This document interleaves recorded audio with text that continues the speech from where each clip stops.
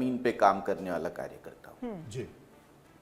मैंने देखा है कि पैसे का बहुत दुरुपयोग किया गया महाराष्ट्र में, समाज को विभाजित किया गया, सरकारी मशीनरीज का दुरुपयोग किया गया, वोटर्स लिस्ट मैनिफेस्टेशन किया गया। ये सब करने के बावजूद भी हमें ये पूरा यकीन था कि हम कम से कम 155 सीटें लाएंगे। ये जो सामने जो रिजल्ट है वो बहुत चौंकाने वाला है, लेकिन मैं जल्दी में कोई ऐसा स्टेटमेंट नहीं दूंगा, और मैं इतना बड़ा नेता नहीं हूं कांग्रेस का।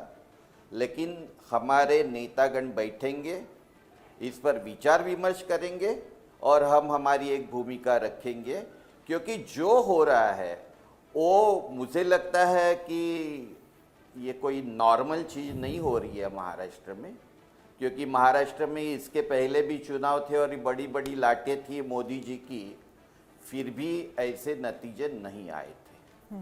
तो मुझे ऐसा लगता है कि अगर गैरवापर हुआ है इस यंत्रणा का या इलेक्शन कमीशन का, तो उसके ऊपर सोचना पड़ेगा। लेकिन इतना जल्दी स्टेटमेंट मैं नहीं करूंगा, और ये स्टेटमेंट करने के पोजीशन में मैं नहीं हूं कांग्रेस में। अच्छा विवेक जी आपने कहा है कि आप जमीन से जुड़े कार्यकर्ता हैं। विवेक जी आपने कहा है कि आप जमीन से जुड़े कार्यकर्ता हैं। फिलहाल जो निकल कर आ रहा है रुझानों में, मैं आपको बता दूं बहुत सारे तो परिणाम भी बदलने वाले हैं। 124 सीटों पर बीजेपी आगे चल रही है। अगर अजीत पवार की बात करें तो वो करीब 35 सीटों पर आगे चल रहे हैं।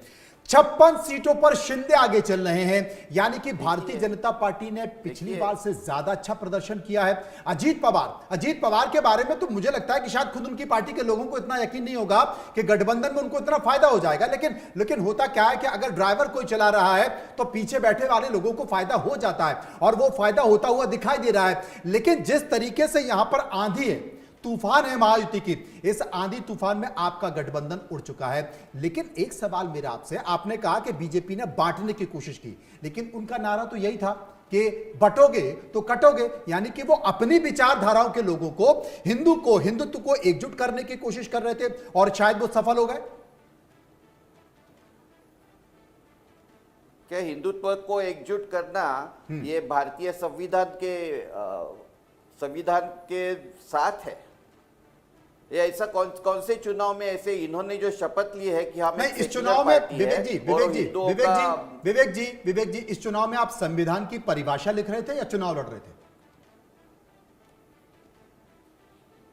देखिए, हम वापस ये कहते हैं कि ये जो ध्रुवीकरण करने की जो कोशिश हुई वो असंवैधानिक है, और उन्होंने ये सब किया है। इससे भी बहुत गलत तरीके के स्टेटमेंट्स दिए गए हैं महाराष्ट्र में।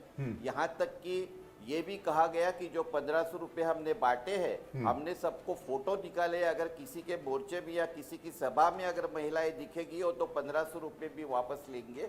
ये सब बातें हैं, ये बिल्कुल गलत बातें हो गई है। लेकिन फिर भी मैं कोई आरोप इलेक्शन कमीशन पे अब भी नहीं लगाऊंगा, लेकिन हमारे लगा दिया इसके ऊपर आपके गठबंधन ने लगा दिया। आप ये बता जी, आपके गठबंधन ने, संजय राउत ने लगा दिया है कि हमें महाराष्ट्र की जनता को ये परिणाम, ये रुझान पसंद नहीं है, हम इन्हें नहीं स्वीकारते, हमारा गठबंधन इन्हें नहीं स्वीकारता, और उन्होंने कहा है कि गड़बड़ है, दावा कर दिया है कि गड़बड़ है।